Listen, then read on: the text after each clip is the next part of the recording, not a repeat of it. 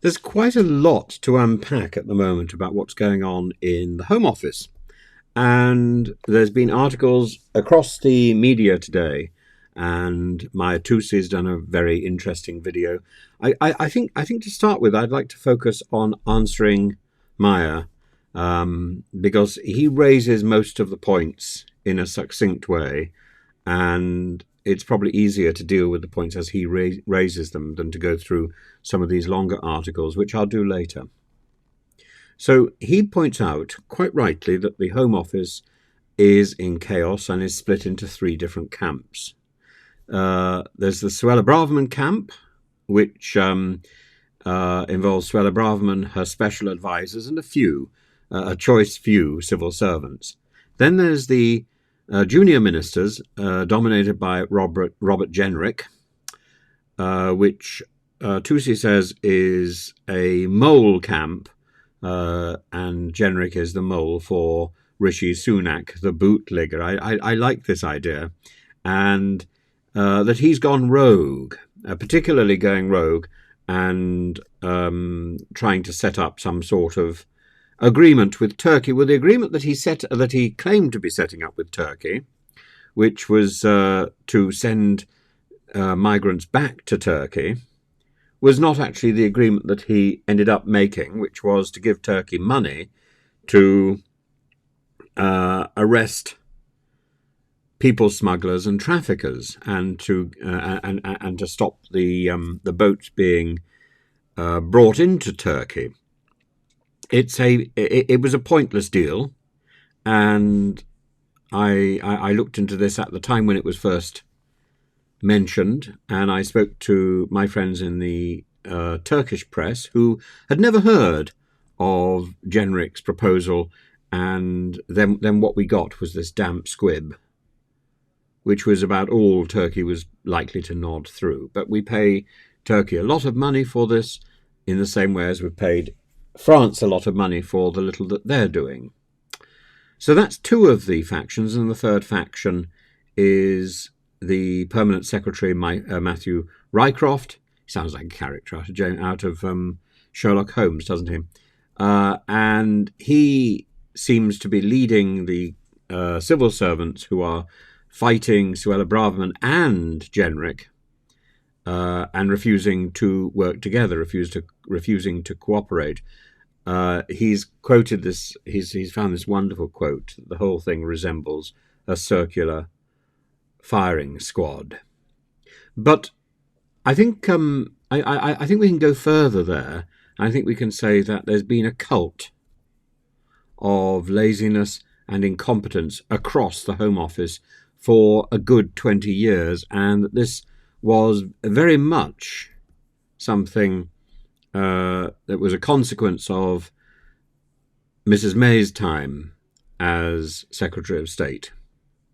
Now, I think it has antecedents, and I think the real rot set in during the last Labour government, and control rather than sorting out a problem.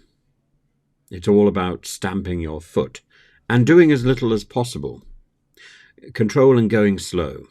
And that is my interpretation, but I think it's an accurate interpretation of the civil servant understanding of the hostile environment.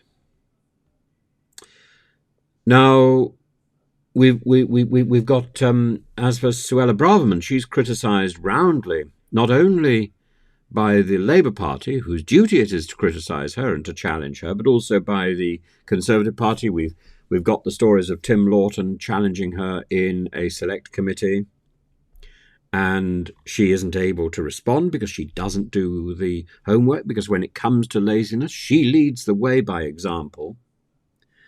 But Jake Ryan, one of her advisors, was named by the Tory MP Gareth Bacon, and he was named in the chamber and accused of swearing and of arrogance.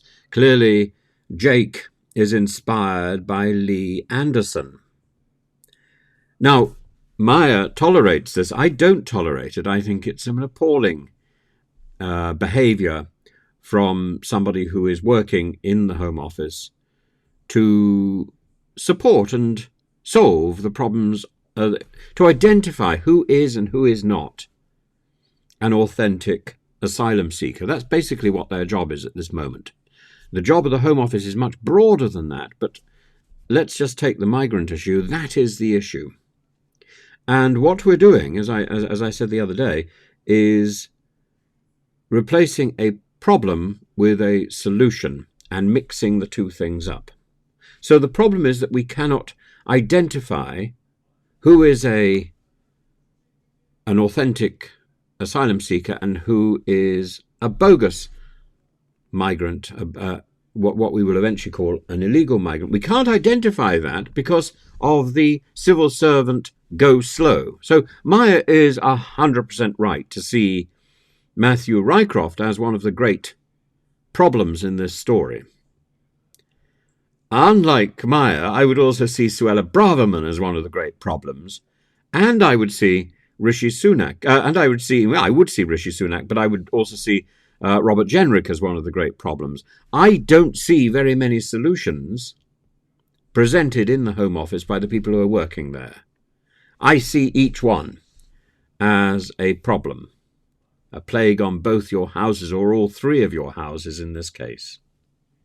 So Suella Braverman presented the idea of Ascension Island just after Robert Jenrick presented his Turkey issue, and Jenrick apparently was irritated that the Ascension Island story threw his Turkey story off the front page. Well, again, Mahyar Tousi is quite right.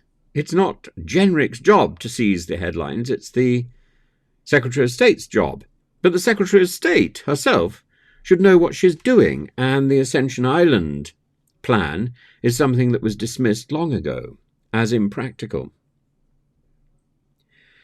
She, in turn, says that the Turkey issue is pointless because we don't want to be arresting people in foreign jurisdictions. What we need is a deterrent. Actually, she's wrong. She's looking at two solutions to a problem rather than the problem itself. And those two solutions may not be the right solutions. In fact, both of those solutions are wrong. A deterrent doesn't work, and neither does arresting people in other jurisdictions. What we need to do is to produce a system where actually those criminals in other jurisdictions simply cannot operate because there's no point. And the way to do that is very simple. To establish centres around the problem areas where would-be asylum seekers can begin their registration process without having to go across the English Channel, without actually having to leave the security of whatever territory they happen to be in. But that means that we have to clear the backlog. And it's the lack of the backlog clearing which is the biggest problem. So Mahyar ends up by talking about the percentage of migrants who are approved for asylum is much lower in many other countries than the same percentage here. Why are we, when we actually bother to process these migrants, why are we approving so many more than, for example, Germany? Well, in a way, it's a moot question, isn't it? Because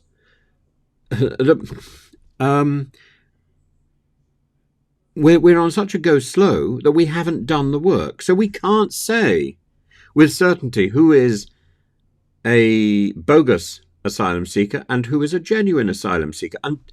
And the point about Germany is that it's done the work. Once you've done the work, you can reject those who don't meet the criteria. What we're trying to do is deal with this huge backlog and deal with the potentially large backlog which is on its way by saying, let's take the decision before anybody is even investigated. Let's simply say, these people are coming here by an illegal route and therefore we won't even consider them. And that is to abandon international law which we signed up to. We didn't need to sign up to it.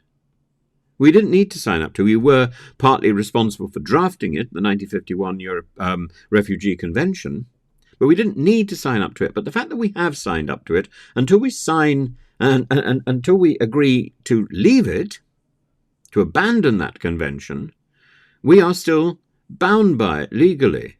And I think that Suella Braverman's Nationality and Borders Act will be minced to pieces by judges in the UK and abroad, because it roundly ignores the 1951 Refugee Convention.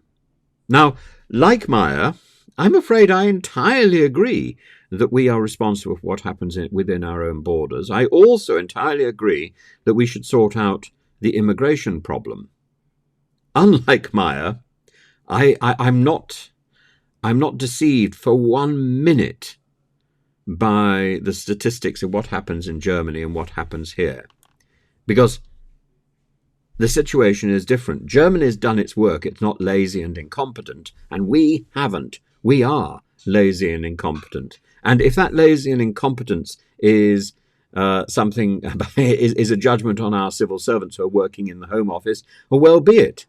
But they are inspired at this particular point by a Secretary of State who is monumentally lazy and incompetent.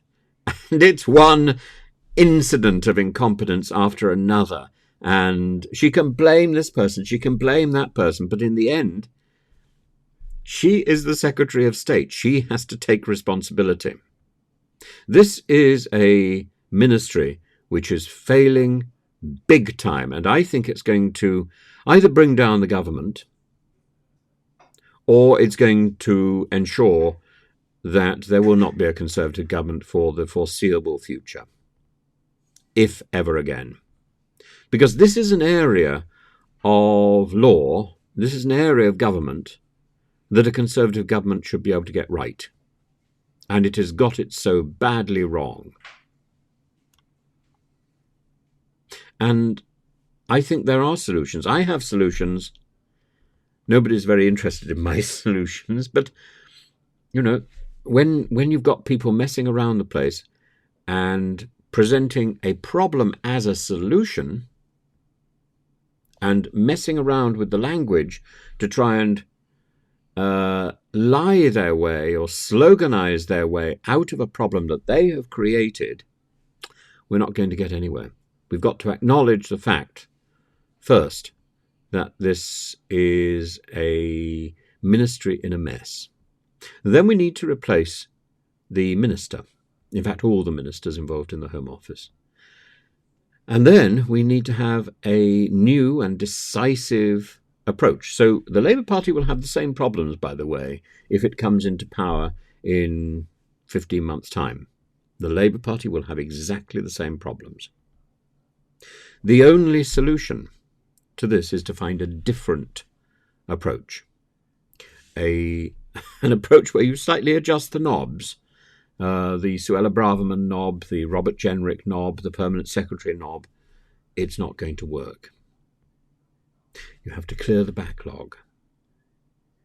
You have to make a decision about what you're doing with the 1951 Refugee Convention. And the European Court of Human Rights, the ECHR, is a slight irrelevance. And I think leaving it would be a sort of signal that we just don't care about the international community. And that would be extraordinarily bad. We would then find ourselves in a mess in Northern Ireland and in a mess with trade. And pilloried internationally. For what benefit? For what purpose? To try and help Suella Braverman's solution work? Her solution will fail because she's not acknowledged the real problem. Anyway, do have a look at Mahyar Tousi's analysis, or maybe I've summed it up relatively well, but I think he has got his finger on the pulse, and he's managed to articulate so clearly what the issues are. I think his solutions are wrong. We'll bash that one out later.